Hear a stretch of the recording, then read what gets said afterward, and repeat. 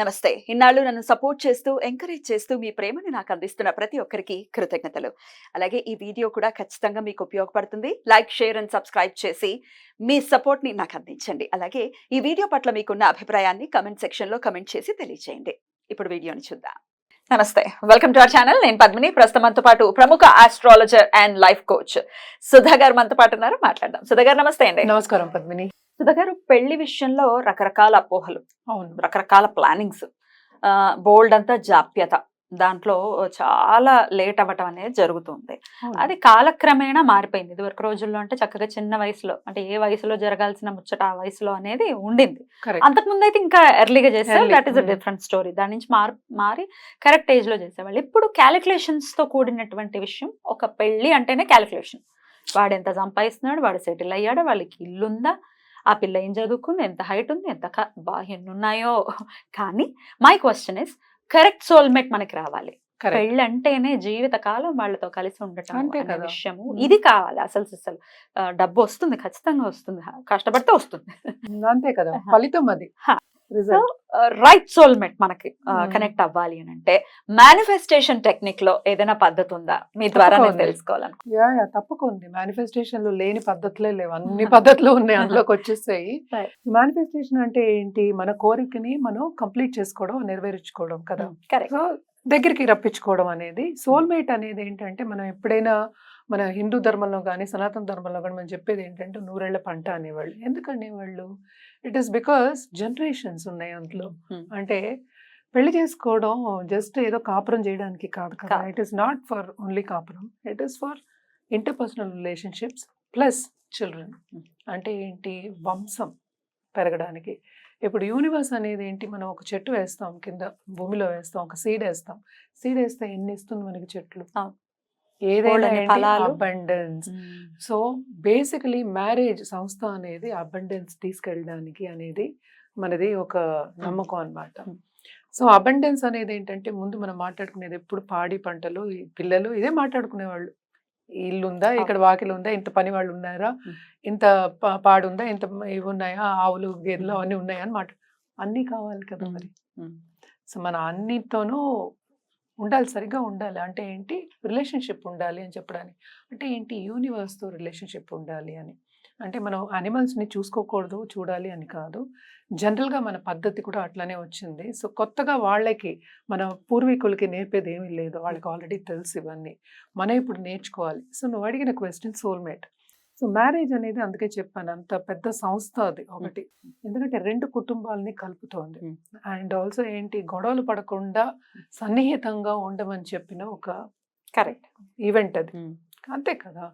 So ఇవాళ ఉంటాను, రేపు విడిపోతాను అంటే ఇంకా సోల్మేట్ ఏంటి, ఇంకా పెళ్ళి ఏంటి? అసలు మేక్స్ నో సెన్స్ అసలు.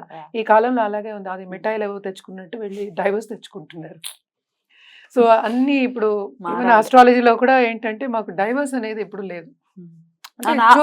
చూడరు కదా, చూడం అసలు. సెపరేషన్ వరకు చెప్పగలుగుతాం కానీ డైవర్స్ ఎప్పుడు మనం చెప్పలేదు ఎక్కువ. ఇప్పుడు మనకి డేటా వచ్చింది, తెలిసిపోతుంది. బికాస్ పీరియడ్ బాగాలేకపోతే క్షణాలన్నీ ఇప్పుడు సెకండ్స్లోకి వెళ్ళిపోయింది అంతాను, అలా అయిపోతుంది. సో సోల్మేట్ అనేది అంత ఇంపార్టెంట్. ఎందుకంటే మన ఇంట్లో సరిగ్గా ఉంటేనే బయటకు వెళ్ళి మనం పని చేయగలం. కరెక్ట్. సో అందరూ నాతో మాట్లాడే వాళ్ళందరూ, చూడండి లేడీస్ అందరూ పెళ్ళిళ్ళు చేసుకుంటున్నారు, మన సతాయిస్తున్నారు అన్నట్టే మాట్లాడుతున్నారు ఈ కాలంలో. నిజం ఉన్నది చెప్తున్నాను నేను. ఎందుకంటే వంట కూడా చేయటం లేదు ఆడవాళ్ళ. పిల్లల్ని కంటే పెద్ద పని అనుకుంటున్నారు వాళ్ళు. They are doing it for themselves. యువతల వాళ్ళకి చేయటం లేదు. సో ఇది ఇప్పుడు జనరల్గా ఉన్న పద్ధతి. సో సోల్మేట్ని మనం తప్పక అట్రాక్ట్ చేయాలి. ఎందుకంటే చాలా మంది ఇబ్బంది పడుతున్నారు. సో సోల్మేట్ని ఎట్లా అట్రాక్ట్ చేయాలంటే, ఒకటి మనం జర్నలింగ్ చేయొచ్చు. జర్నలింగ్లో ఏం రాసుకోవాలి?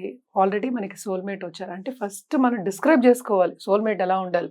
అంటే నీకు ఏం కావాలో తెలియకుండా ఎక్కడి నుంచి ఇస్తుంది యూనివర్స్? కరెక్ట్. అంటే కదా, అతను గాని ఆమె గాని ఎలా ఉండాలో మనం ఊహించాలి. అది రాసుకోవాలి. ఎందుకు రాసుకోవాలి? మనకు ఊహాగానాలు ఎలా ఉంటాయి? జస్ట్ థాట్ ప్రాసెస్, మర్చిపోతాం. అవును. ఇప్పుడు మాట్లాడతాం, మళ్ళీ నెక్స్ట్ మర్చిపోతాం. రాస్తే ఏమవుతుంది? దానికి ఒక ఫిజికల్ రూపం ఇస్తున్నాం మనం.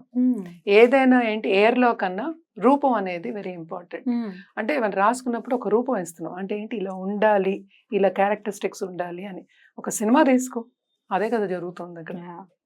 సో అలాగా మనం రాయాలన్నమాట. దాన్ని స్క్రిప్టింగ్ అని కూడా అనొచ్చు. జర్నలింగ్ తర్వాత స్క్రిప్టింగ్ అది.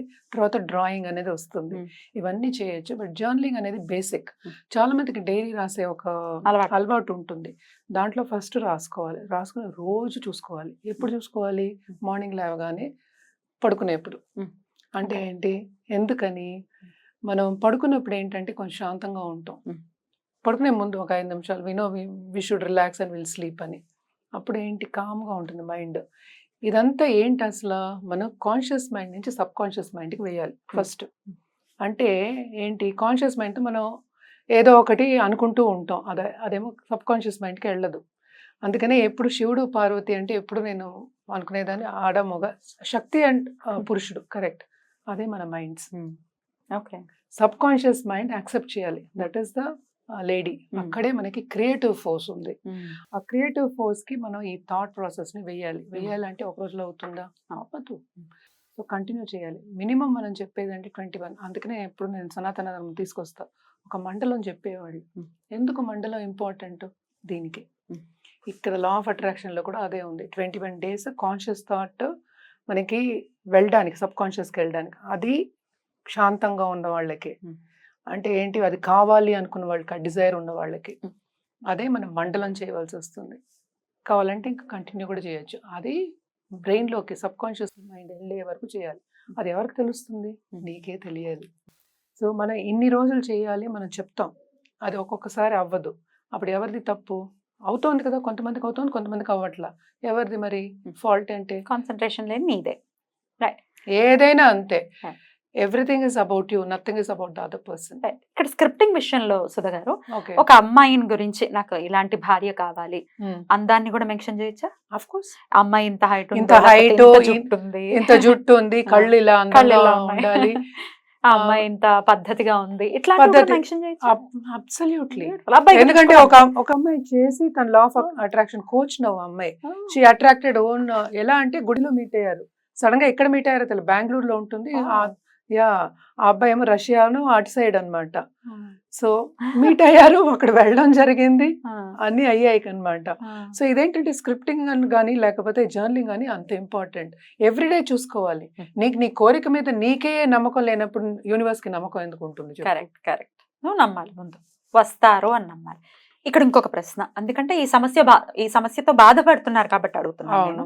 ఇప్పుడు ఆల్రెడీ ఒక వివాహం అయిందండి, అది విచ్ఛిన్నం అయింది, డివోర్స్ అయిపోయింది.